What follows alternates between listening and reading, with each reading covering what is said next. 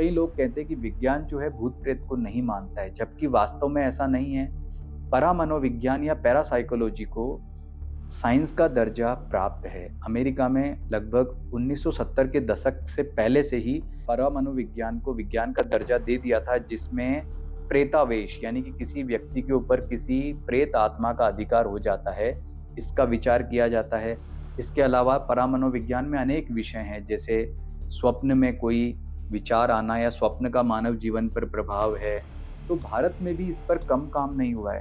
प्राचीन काल से ही भारत के जो सनातन संस्कृति में इसमें मान्यता है कि जो व्यक्ति अपने जन्म में मृत्यु से पहले किसी विशेष कामनाओं से, कोई विशेष प्रयोजन से बहुत ज़्यादा अटैच हो जाता है, और जब उसकी मान लीजिए मृत्यु हो गई है, तो उसकी जो वो कामना है, जैसे मान लीजिए कि कोई महिला है, उसका अभी-अभी छोटा बच्चा हुआ है और उसका किसी रीज़न से डेथ हो गई, तो उसका अपने बच्चे से अटैचमेंट है।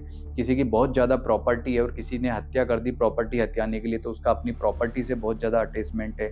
या फिर कोई पुरुष और स्त्री में बहुत ज़्यादा प्यार है और उनमें से किसी एक की हत्या हो जाती है या अकाल मृत्यु हो जाती है, लेकिन उससे बहुत ज़्यादा अटैचमेंट है। तो ये जो अटैचमेंट है, यह मनुष्य को प्रेत योनि में ले जाने वाला होता है।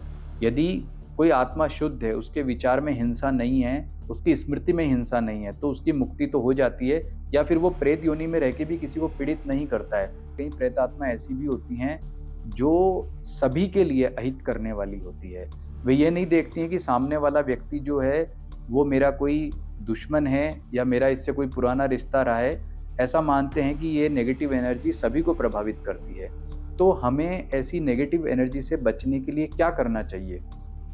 इसका सबसे सटीक समाधान यह है कि उन लोगों का ही शिकार करती है जो मानसिक रूप से कमज़ोर होते हैं। यानी कि जो व्यक्ति मानसिक रूप से स्ट्रॉन्ग है, उसको ऐसी नेगेटिव एनर्जी कभी भी प्रभावित नहीं करने वाली है। लेकिन ये ध्यान रखें कि प्रत्येक व्यक्ति कभी न कभी मानसिक रूप से कमज़ोर हो सकता है। तो सबसे पहले आपको ऐसी नेगेटिव एनर्जी से अगर बचना है, तो अपने मानसिक स्थिति को स्ट्रॉन्ग करना चाहिए। आप पूजा पाठ के ज़रिए, मेडिटेशन के ज़रिए, अच्छे लिटरेचर को पढ़ के कैसे भी अपने आप को मेंटली स्ट्रॉन्ग रखेंगे, तो ऐसी जो नेगेटिव एनर्जी आपको प्रभावित नहीं करेगी। और ये नेगेटिव एनर्जी जो है किसी निश्चित स्थान पर रहे ऐसा ज़रूरी नहीं है, ये कहीं भी उपस्थित हो सकती है। जैसे हम किसी घर में जाते हैं तो हमें भी वहाँ ऐसी एनर्जी फ़ील होती है। हम किसी स्थान पर जाते हैं तो वहाँ हमें ऐसी एनर्जी फ़ील होती है। वो फ़ील होने का रीज़न क्या है कि उस समय आपकी मानसिक स्थिति ऐसी रही नहीं है, बहुत स्ट्रॉन्ग नहीं रही है, तो आपने उस एनर्जी को फ़ील किया है।